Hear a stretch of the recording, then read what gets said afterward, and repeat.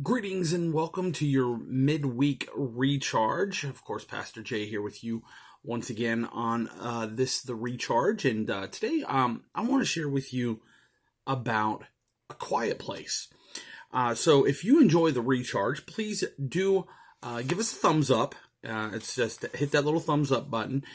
Be sure to share this video with people that you think might like a Bible study, and be sure to subscribe. It does help out a lot. And let's jump into this. So today we want to talk about a quiet place. You know, it's interesting because the Bible speaks, the psalmist wrote it in Psalm 119 and 114 when he said, "Thou art my hiding place and my shield. I hope in thy word." You know, it's interesting. A hiding place is a quiet place, and a quiet place is a place of solitude. And we all need a place of solitude, a place to get away from all the cares of this world. The cares of this world come in, and it just it'll just destroy you if you just focus on all the bad things that go on in life. And we all have bad things that go on in our life, with our families, with our physical problems, with finances, with all kinds of different things. If you just focus on them all the time, it will drive you crazy. It really will. You need a place of quiet, a place of solitude. And Jesus is our example of that. Jesus knew the best place of solitude is to get alone with God. That is so true.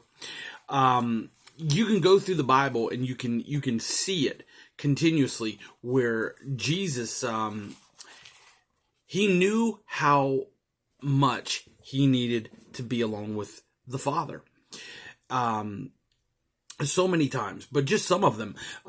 After he found out about the execution of John the Baptist, he went alone, and he went alone to pray to the Father.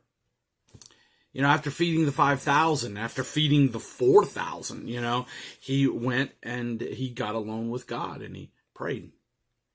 You know, after a dispute with the Pharisees, Jesus kind of went away and he got alone with God. All these can be found in the Bible through the book of Luke. You can find them. And when the Pharisees and the Sadducees demanded a sign from God, he went alone and he got alone with God. You know, these were all things that he did because he knew how vital it was to be alone with God. And so often what we do is we just figure, if I have a little prayer that just says, "Lord, help me through this day, amen," that's enough. It's not enough. It's not enough. It's never enough just to have a little 2-by-bit little prayer and just say, "Lord, help me today, thank you, amen." That's not enough.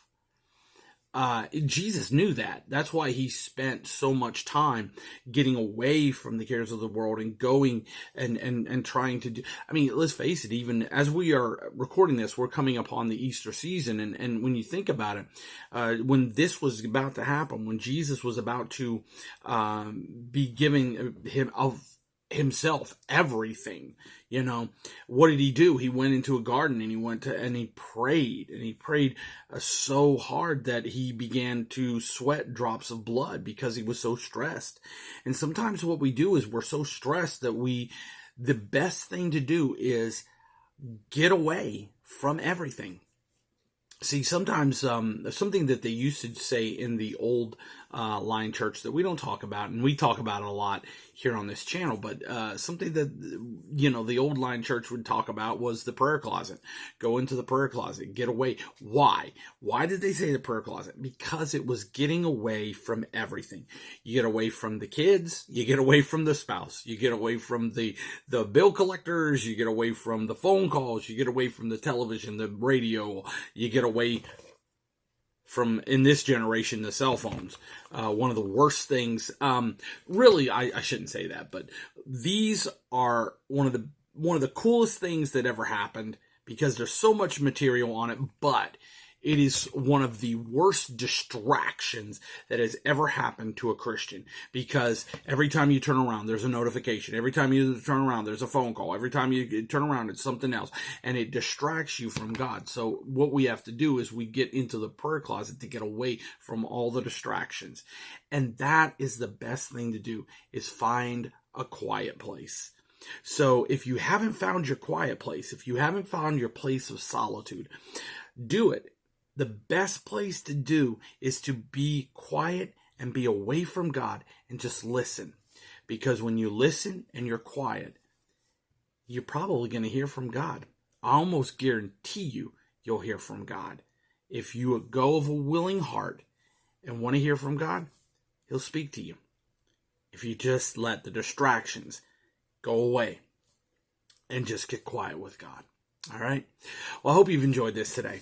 If you have, please give us that thumbs up and let YouTube know you appreciate this. Also, be sure to share this with somebody and subscribe to the channel. We would appreciate it. And until we're with you next time, this is Pastor Jason, reminding you that if to go with God and be in a quiet place. And we'll see you next time for the next recharge. Have a blessed day. Bye.